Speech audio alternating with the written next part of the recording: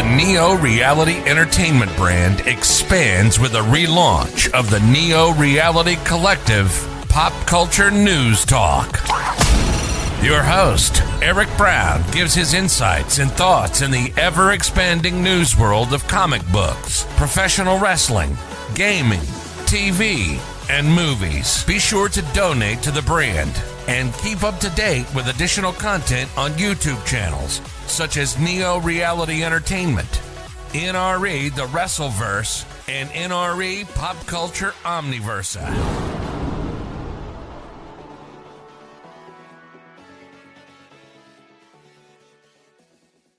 Today's edition of Neo Reality Collective is brought to you by Anchor.fm, a free distribution service podcasting hosting platform that allows you to record your podcast on your phone or computer. Anchor will distribute your podcast for you so it can be heard on Spotify, Apple Podcasts, Google Podcasts, and so much more. You can even make money from your podcast with no minimum listenership. It's everything you need to make a podcast in one place. Download the free Anchor.fm app or go to Anchor.fm to get started today. Thank you and enjoy the episode. Welcome back, everyone, to Neo Reality Collective. I'm your host, Eric Brown, and we're back again with the 27th edition of the show. And we got about 26 news pieces to talk about from this last half of this week, and let's finish it off with, well, the first half of this video and podcast dedicated to that first half. 13 articles, 13 stories, and a lot of them are crazy.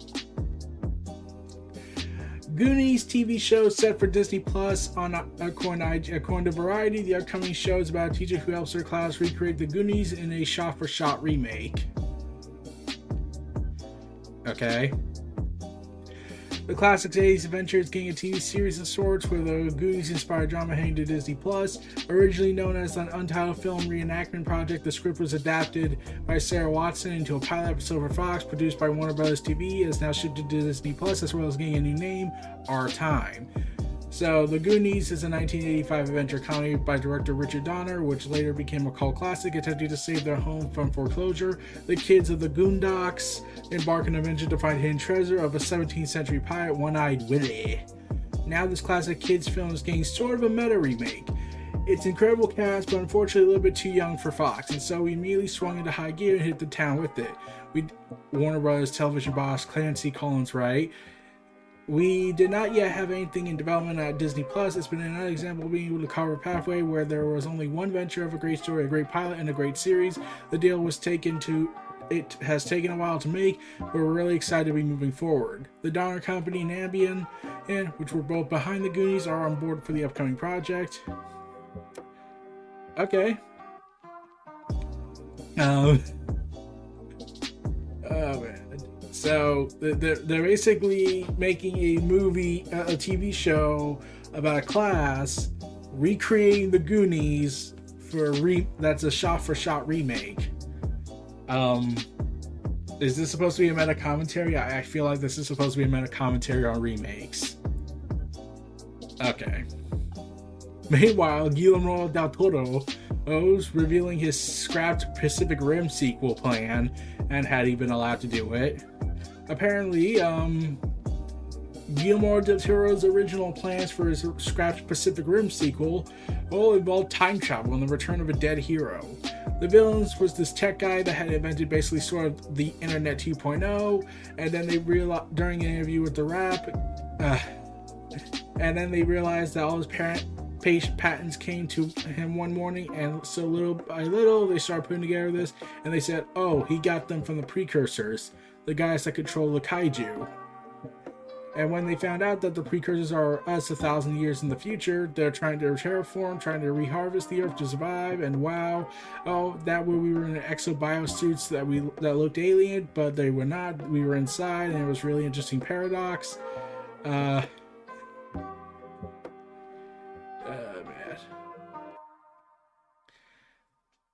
So this time-traveling twist that would have changed everything we knew about the kaiju and the precursors wasn't meant to be. Instead, we got the Pacific Rim sequel, Uprising, that was supposed to set up a shared universe in some people's eyes. Yeah. So he also, and one of the main differences between the two sequels was the fate of Mako Mori, who was unceremoniously killed off screen. Yeah, definitely not reminding me of another character that was killed off screen in a Star Wars movie. Maybe, we don't know. They are still giving hints that she could still be alive, though at this point it's kind of depressing when you think about it. Del Toro says, to me, the hero was Mako Mori. I wanted her not only to live, I want her to be one of the main characters in the second movie. As an orphan whose parents were killed in a kaiju attack, only to be raised by one of the greatest pilots of all time, played by Idris Elba, it only feels fitting that Mori should have led the charge in the Pacific Rim sequel. And unfortunately, that never came, and Mori never rejoined the movie, and even more frustrating, many Del Toro's wild ideas were scrapped entirely, like the time travel plot twist. Can we get that cut now? I'm like, yeah, it sounds fascinating when you think about it.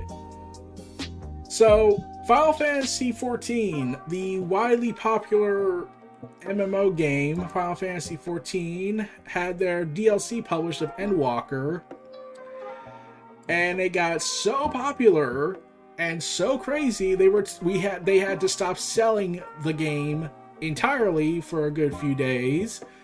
Writing on the site, producer and director Naoko Yoshida explained that the sheer amount of people playing Endwalker has far exceeded Square's server capacity. In order to try and elevate the long wait times for players logging on, the company had decided to stop selling the game, aiming to new players to temporarily stem the tide of the incoming server traffic. So what you basically said was, oh my god, we made a game so great we had to stop selling it because it was so great. Yeah. Yeah, the server congestion. Oh, wow, I can't believe you managed to do the unthinkable. You made a game so great to them that you had to break the servers down. So along with that, while we all know that Spider-Man Far No Way Home is already out and about and taking over the world, there's apparently also the Kingsman series being dropped on Monday, and Bleeding Cool has reported that, yep, Kingsman 3 is a go, and we'll start filming in September, or next year it seems. And we will start filming in September. He teased that this Kingsman 3 will wrap up Eggsy's story. So, yeah, it's going to be interesting. Since the Kingsman will be released on December 22nd. So, get ready for confusion abound. So, also in the surprise plot twist for the DC Comics universe, their Black Label series announced that we're not having a story with the Joker or Batman. My God. Instead, they announced The Rogues, which features the Rogues that will star Captain Cold and his pals reuniting for one last job to turn their lives around in a 4-issue limited series. Williamson said on a press release on DCComics.com, Rogues is unlike anything I've done at DC. It's close to my own creator-owned works. It's a crime book full of super science, dark humor, lost civilizations, and crazy action set pieces. But it's all played straight with the dark edge and morality play qualities of classic noir stories. Rogues take everything we love about these classic characters and send them violently crashing into a noir story that makes them ideal for a Black Label series. So, yeah. Yeah. The synopsis reads, 10 years ago, the Rogues disbanded and went their separate ways, but time has been kind to the former blue-collar supercriminals, caught in an endless cycle of prison, rehab, dead-end jobs, broken relationships, probation, and bottomless restitution fees. The Rogues are sick of paying for their crimes. Luckily, Captain Cold has a plan. One last job that will make them all richer than their wildest dreams and free from their past, if they can survive. The Rogues plan to steal the largest stockpile of undocumented, untraceable gold, but to pull out that heist, they'll need to head into the heart of Gorilla City and rob Gorilla God himself. Sounds simple enough, you're going to beat up gorillas. A supervillain now turned ruthless boss in the largest crime syndicate on Earth, this Black Label presents the Rogues, as you know, seen them all, taking on a neo-noir heist guaranteed to make readers' blood run cold. Book 1 of the 4-issue prestige format limited series arrives in comic book stores and participating digital retailers on Tuesday, March 22nd, 2022. My God. What have they done? So yeah, we're getting a story that's not related to Batman or anything. It's related to Flash villains. In fact, will Flash show up in this? I'm curious. So, in the world of wrestling, we're going back into the world of wrestling, everybody. It's reported that, yeah, Kevin Owens has put pen to paper on the new contract after months of speculation of his future. Even he teased the bad stuff. On the latest edition of Dave Meltzer's Wrestling Observer Radio, Dave Meltzer reported that the contract Kevin Owens signed is a 3-year deal, which will keep him in with WWE for the foreseeable future. And while he's being paid apparently $2 to $3 million per year, and there's just one major thing in this contract that really should, that if that was the reason why he signed, I would have gotten it, but that wasn't it. He does not have a no-cut clause. He doesn't. Which means he could have signed the contract and will be sacked next year by Nick Khan, because of course that would happen. Meltzer also said that this was more money than Owens would have made in AEW. He did know that some people within AEW are making that money, but not a lot. So, yeah, there are people that are making that kind of money, but not all of them. And like I said, they're financially good, but they're still, quote, in the red because of that video game, and that investment will not come back until later next year. So, yeah. Well, let's see how that works out. Meanwhile, CD Projekt Red settles with unhappy investors for $1.85 million. So, yeah, all that financial stuff that was and the lawsuit following Cyberpunk 2077, they have settled and are now set to pay out around $1.85 million to resolve the issue. Yeah. That's just something we accept, aren't we? Yeah. Boo. Georgia Smith confirms Dodie filmed her for a British Bulldog project.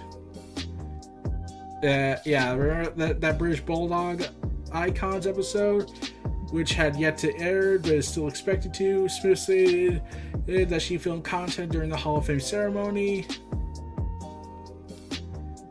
Yeah. Do I think they'll ever release it? There's been, like, they've also put Lex Luger and a whole bunch of other content in the can, including the untold story of the Nexus. I am still on that opinion. The reason why they scrapped the Nexus one is because, well, it makes John Cena look bad. Because you can't really talk about the Nexus without being critical of what John Cena pulled and never really fixed, even when he apologizes for it. So, yeah, he's kind of in this place where he's kind of stuck where he can't do anything about it. So WWE just opted, nah. Though Darren Young, the former wrestler known as Darren Young, came out and said that they think it's also because Bryan went all elite. Which, if that's the case, so they are trying to protect Cena because he came back for that time, and then Bryan left to join the quote enemy in the upper management's eyes, so they scrapped it, wasting everyone's time. Okay, we just accept that, don't we? So yeah, it's kind of a give or take on that.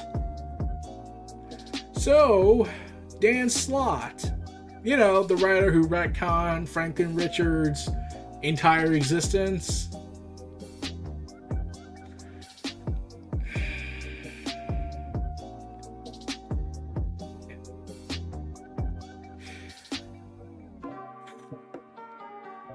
oh god, I'm still annoyed by that. Well, Doctor Who is going to have Dan Slott write him for Titan Comics, a one-shot. He will be working on 3 Doctor Who one-shots, the first featuring the 10th Doctor and Martha Jones, drawn by Christopher Jones. Okay, that's just convenient naming. For April 2022. And it will launch in April next year, called Doctor Who Special 2022 Comic Book One-Shot. And yeah, I'm just like, I still remember him as the guy that retconned Franklin Richards because they wanted to screw Hickman over. Because Hickman revealed earlier, after the retcon was made, that, well, that plan was, we had a plan for Franklin Richards, and then they scrapped. And then when Marvel Editorial and the Fantastic Four site said no, we're changing that.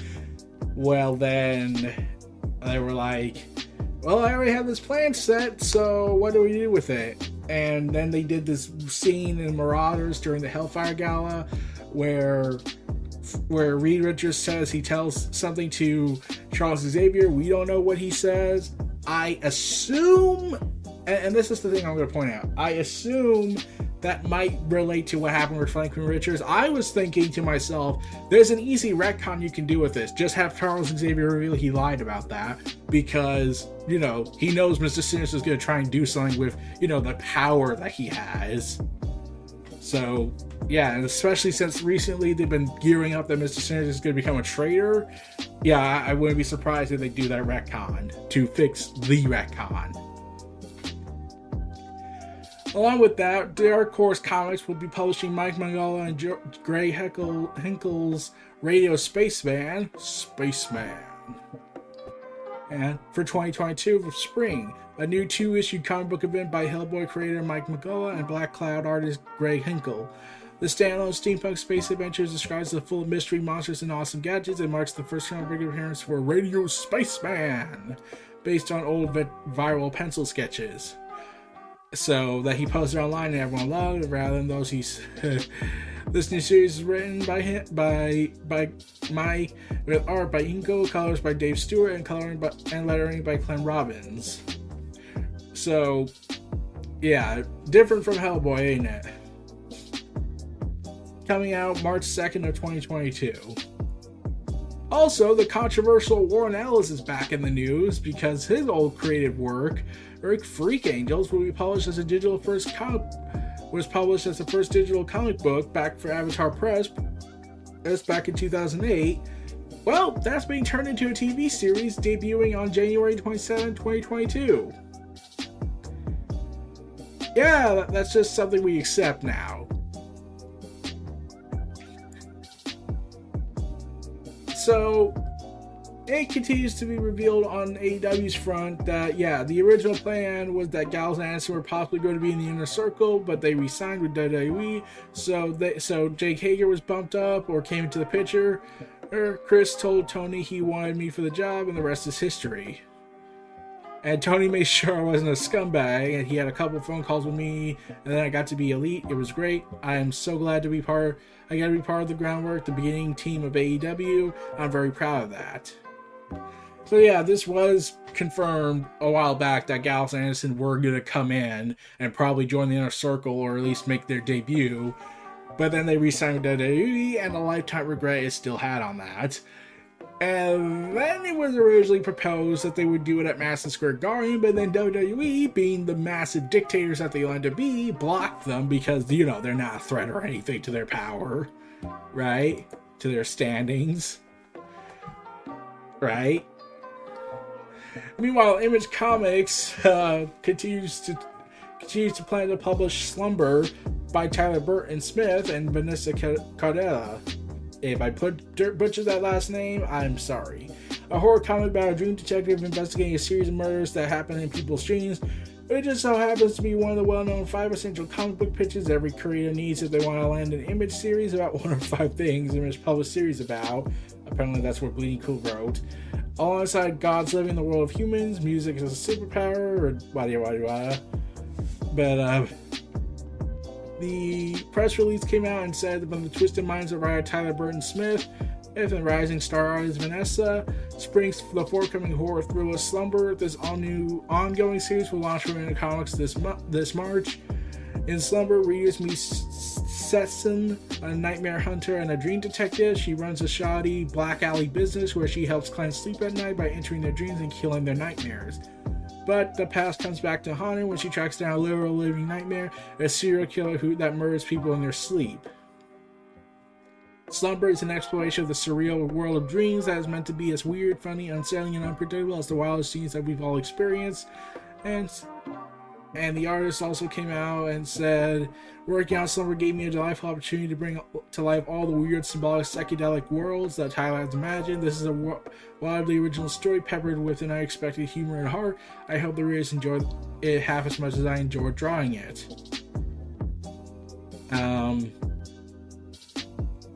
So Freddy Krueger did this? Because that's what I'm thinking of. A person who kills people in their dreams? Freddy Krueger. Are you sure Freddy Krueger's not involved in this? Is that the twist? Like, come on, is that the twist? Like, have that be the twist. It'd be so funny if you had that be the twist and reveal it's a Freddy Krueger spinoff. But yeah, that's about it for now. We'll be back after these messages, everybody, and I'll see y'all again after these messages, and we'll be signing out for now. I'll be back. We're back, everybody. Let's finish off this final half. So FTR has given an update on how much time is left on their AEW contracts, appearing on Barstool Wrestling, where they spoke about their goals for 2022. They had a successful 2021, but Cash Wheel opened up about what they want to do moving forward. He believes that they will claim gold again, and also touched on possibility of facing two popular tag teams. Well, considering what they did at Ring of Honor, I'm pretty sure that's inevitable. I think we're going to start going to be the first ever two-time tag team champs. In 2022, we are going to get the titles back, and we are going to have the title run we should have had the first time we were world beaters. We will defend it every time we get in the ring, but we are never going to lose those again. A rematch with the Young Bucks, beat the out of them.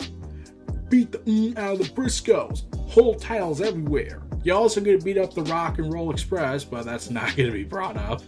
Dax Harwood commented on the future of their tag team run. FTR revealed that they don't have long left on their contracts, but they want to make an impact before that point. They also claimed that they want to win gold in Japan at some stage next year. There's a difference between having a great tag team matches and being a great tag team. I think 2022, going forward, we can be in that same conversation with Arn and Tully Blanchard, Midnight Express, Rock and Roll Express. That's my goal for 2022. Because we don't have much longer on these current contracts, I don't know what's going to happen from there, but we have a short amount of time to accomplish these things we want to accomplish, like winning the IWGP Tag Team belts, and obviously two-time AEW Tag Team belts, proving that we are the best. So yeah. But I do think they're going to re-sign with AEW, I definitely. Along with that, Game Changer Wrestling announced during the week that Jonathan Grissom will defend his Ring of Honor Championship against AJ Gray at Blood on the Hills in a pure wrestling match. I believe that match has already taken place, so we don't need to talk about it anymore. Also, the Star Wars event of the year for next year or so, Star Wars Eclipse is now in the news again. After the trailer came out and then the trailer's developer was revealed, people were naturally taking it well with stride. Hashtag Blackout Star Wars Eclipse was happening. So, Quantic Dreams' involvement with the Star Wars franchise is a questionable problem because Quantic Dream fostered a workplace culture for racism, sexism, and homophobia, and he had horrible statements to say about certain people of certain ethnicities and sexuality, and while he denies them, but yeah, they're not doing so well. So a lot of Star Wars fans, such as Star Wars Explained, came out and put simply, they don't want to go ahead and condone this. And they will not be covering the game while Cage is involved. And we will support the fans behind hashtag Blackout Star Wars Eclipse. So David Cage kind of is screwing over this whole thing. And Star Wars Eclipse reveal had them excited, but then the developer was revealed, and yeah. So, yeah, especially since the High Republic timeline is filled with more diversity and progressiveness. Yeah. Yeah, Lucasfilm Games kind of shot themselves in the foot.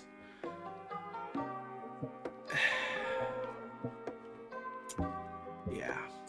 Hashtag Star Wars Blackout Star Wars Eclipse is the big thing talking. So Ernie Hudson of Ghostbusters says a new game is definitely happening. During a recent panel with Countdown City Geeks YouTube channel, Hudson says, I just got an email because we're doing another video game. They're scheduling it to now do the recording, and I'm not too sure who's going to do it. I know me and Danny Accord. And I think I'm not sure if Bill Murray will do anything on it, so there will be another video game. When they will bring it out, I don't know, but it's definitely happening. The developer has, according to him, and the developer has recently begun working on modeling each of the characters of the game, or assuming he's struggling to create a character that accurately encapsulates his likeness. They don't have scanners. They've been sending me prototypes of the character to get the image right, which they seem to have a hard time somehow creating my image. It's so weird to me that they can get Bill Murray and Dick Lloyd and Harold Ramis each to look exactly like they look, but I end up looking like Eddie Murphy or something. Or somebody. Despite fan requests for a new Ghostbusters game, the last one was 2009, during which Hudson's likeness and voice were used to recreate Xendermore. While the game was remastered in 2019, more recent Ghostbusters game came from of add-ons for games like Fortnite and Planet Coaster. So naturally, you don't care about that. But we do got good news for all the Hispanic fans. Blue Beetle, rejoice! That's the Jaime Reyes Blue Beetle, and a lot of other fans of the character announced that, yep, Blue Beetle's no longer a HBO Max original. It instead will be heading to theaters to 2023 instead of streaming original release, which means we will get a Blu-ray of it. As noted by the Hollywood Reporter, the Blue Beetle solo movie is now getting a full theatrical release. Originally set for HBO Max, it will now instead get a theatrical release on August 18, 2023. So it will be the DC Universe's first film about a Latino superhero. Although it's been revealed, fans were recently given a glimpse of his on-screen costume, which was revealed at DC Fandom. And they were originally fast-tracking the project for an HBO Max premiere after the rumor of Beetle Booster Gold movie fell through, but now it looks like to play a part in the whole bringing Warner Bros. Movies back to theaters. So, yeah. So, Paramount City King's director will be directing this movie based on a screenplay by Garrett Dennett Alcor. If I butcher that, I'm sorry. But yeah, I was excited to hear this. Blue Beetle, like, here's the thing. When I got introduced to Blue Beetle, it wasn't Ted Kord or Dan Garrett. I was introduced to Jaime Reyes from the Young Justice cartoon. This was when I was not much of a comic book fan, but I did love the universes of Marvel and DC. I was introduced to Jaime Reyes. In fact, I don't think it was Young Justice. I think it was that Batman TV series that was more Golden Agey than it was Modern Agey. So, yeah. So, I'm glad for that. So, apparently... yeah, apparently Disney didn't know about the Book of Boba Fett.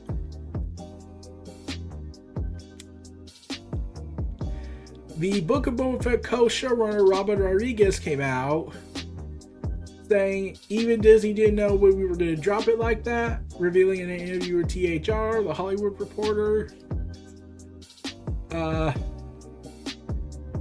I got to see the inner workings, and Favreau and writer, producer, director Dave Filoni kept this a secret from everybody. Yeah, the actress who played Fennec Shah, she thought she was signing on to do another season of The Mandalorian, only to reveal, yep, she's in the Book of Boba Fett now.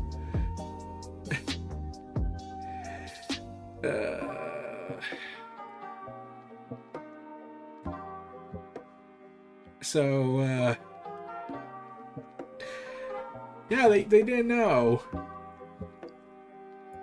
Disney, the conglomerate giant, didn't know what was going on. Also, Chris Claremont. Remember Chris Claremont, the writer of so much stuff from Marvel, especially the X-Men?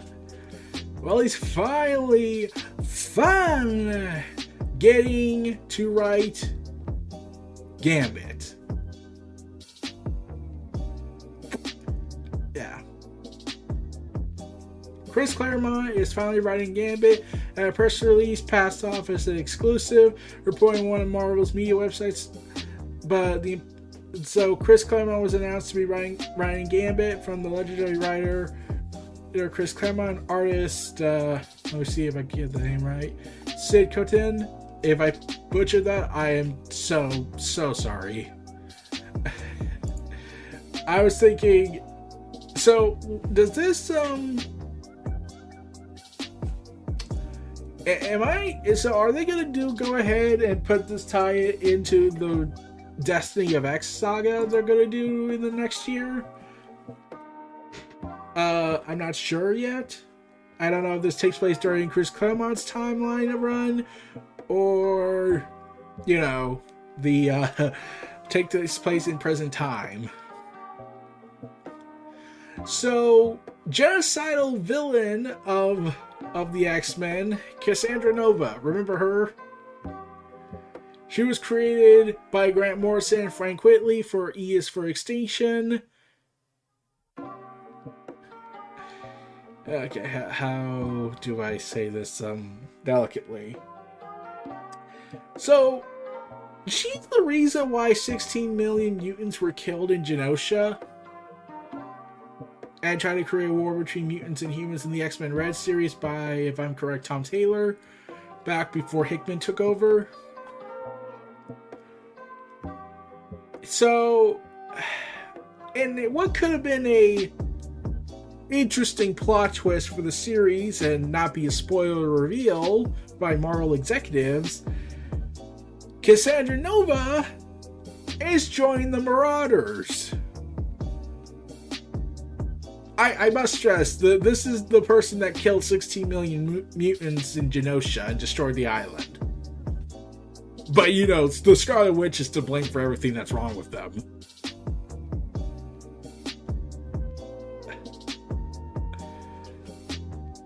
So she's coming back.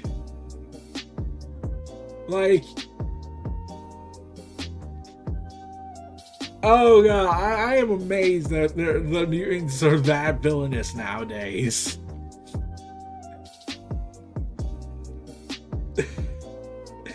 Oh god, this is how far the X-Men have, quote, fallen from grace in Hickman's world, because now they become the separatist nation. It's like, sure, we'll bring back the genocidal maniac Cassandra Nova, who's probably Charles Xavier's twisted clone, sister, whatever, evil twin, whatever. Oh my god. When I heard this, I was like, you can't be serious about this. You really thought, how do you think this, Marvel, that you would have the traitorous mutant known simply as Cassandra Nova, but you'll punish the Scarlet Witch for depowering the mutants, but Cassandra Nova, she killed 16 million of us, but that's perfectly alright. Oh my god. Oh god, I'm pretty sure some people are going to justify this, that they're the separatist nation now, more so than ever. Meanwhile, DC Comics has pissed off everybody with the 4-issue series. Remember, so on my Twitter account, I started a somewhat new thing. DC Comics has postponed the new Champion of Shazam.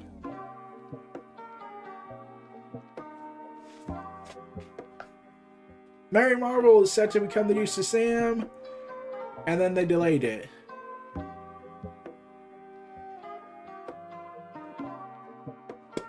Yeah, for February 2022, the new Champion of Shazam, Mary Marvel, has been delayed to August. Why? We don't know. They were just told, like, even Doc Scher was just told about this on Tuesday. And they're still continuing it on, like, it's still coming out in February, but it's not, it's coming out in August. And when I first heard this, I was like, okay, how do I say this delicately? One of the people I follow on Twitter who runs the Comics Collective podcast, yeah, I was thinking when I heard about that, I was like, oh, she's gonna be pissed. And yeah, she was pissed. So Halo Infinite continues to play the Halo Master Chief Collection launch issues for multiplayer, with the ongoing big team battle matchmaking issues being a top priority, but it may be weeks or even till next year till they get into big team battle. Like, I haven't had any problems with this, but a few confirms that they have seen an increase of the errors over the past few days, and stating the issue was never present in the game's beta period, which I can attest to because I was in that. Steps the team has already taken to mitigate the issue, such as reducing the game size to 10v10, despite disabling the ability for players to join in progress, or have not had meaningful impacts and have been removed. They described it as complex and whatnot, and factored in the holidays being well, we can't do it now, but we'll have to do it after. So yeah, problem right there. Speaking of, there's a glitch in the system where Halo Infinite's co-op is now playable with a glitch, but with a comes with a lot of caveats. So Infinite must be offline, connect to a second controller, sign into an Xbox account, start campaign with controller on, in-game hit start and then back. On a second controller, hit start to add the second player. Here to add a fire team, Halo Infinite co-op enabled.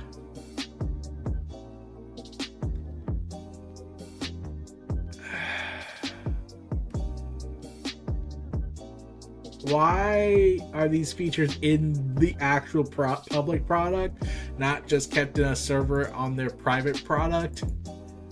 Like, but what happened?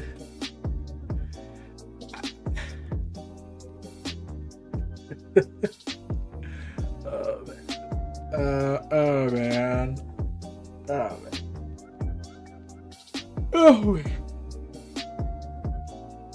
So, moving on. We'll get back to Halo later. Destruction All-Stars developer reportedly working on a flagship first-party IP for PS5. So, the developer behind Destruction All-Stars, Lucid Games, is possibly working on a new AAA game for the flagship PlayStation franchise, according to LinkedIn. As revealed on a former developer's profile, the studio is said to be working on an unannounced first-party flagship title AAA product for the PS5, and while there is no confirmation of what the game is, there was rumors that it could be a Twisted Metal reboot. Okay. The report is reportedly the reboot of the Twisted Metal series alongside the Twisted Metal TV series was set for 2023 rumoredly, and Sweet Tooth's original voice actor Will Arndt is set to be rumored to be voicing the main character of the show, Sweet Tooth, but there have been no official announcements or confirmation yet. So, yeah, there is rumors that they might be doing it, that they might be the developer, but I have no idea. I played Twisted Metal. I was a kid when I played this, so that should tell you I was problematic on that front.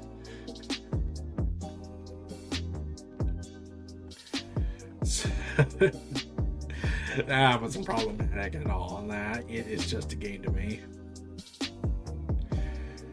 Speaking of crazy stuff, Spider-Man 4 for the Tom Holland universe. Yep, it seems like they would be working on a new movie. Spider-Man 4 may already be in development, based on a new interview with Sony and Marvel executives. We're producers, so we always believe everything will work out. I love working with Kevin Feige. We have a great partnership along with Tom Rothman, who runs Sony and has been instrumental, a great leader with great ideas. I hope it lasts forever. And they're already beginning to actively begin development to where Spider-Man's story goes next. Whether this is Spider-Man 4 another cameo remains to be seen, but brands will be happy to know that there's already hard at work at the next steps of Tom Holland's Peter Parker. Yeah. Good luck with that. Now people want to see Spider-Man 4 from Sam Raimi, and they want the Amazing Spider-Man 3.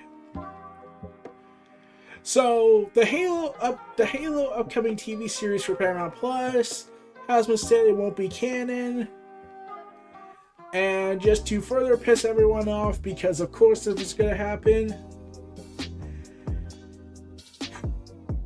Okay, so Halopedia came out on Twitter, according to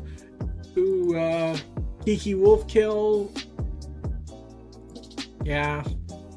Halopedia reported that Wolfcare said this, referring to this as the Halo Sliver Timeline as a way of differentiating from the core canon, in both protecting the core canon and protecting the television story, and by that I mean giving ourselves a chance to evolve both, and for both to do what they need to do for the mediums without colliding with each other.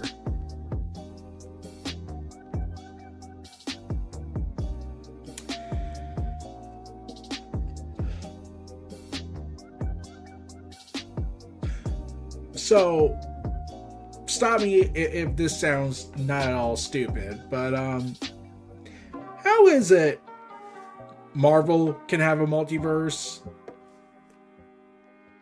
DC can have a multiverse, Star Trek can have a multiverse, they're even getting an ending to their expanded universe next year.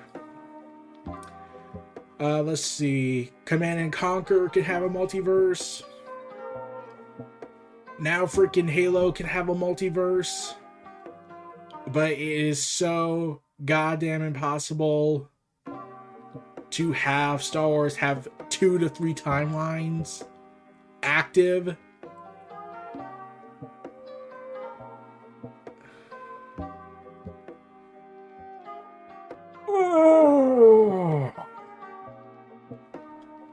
So, yeah, we could just do that now. Everything's a multiverse, but not Star Wars. Screw Star Wars timeline.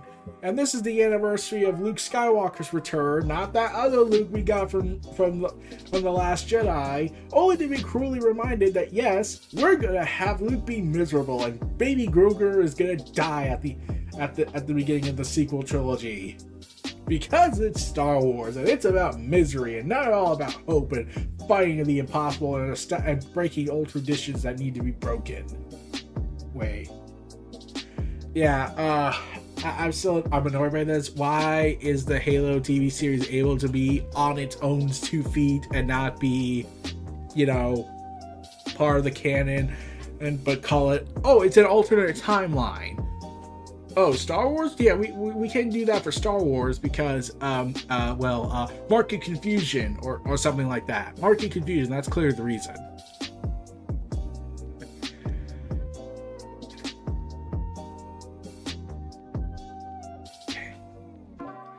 Well, ending that on a depressing note, this was Neo Reality Collective. See y'all next time. Enjoy this final ad, and we'll see y'all again next time with the outro. Signing off, and have a good day, everybody. Be sure to donate to the brand and keep up to date with additional content on YouTube channels such as Neo Reality Entertainment, NRE The Wrestleverse, and NRE Pop Culture Omniversa.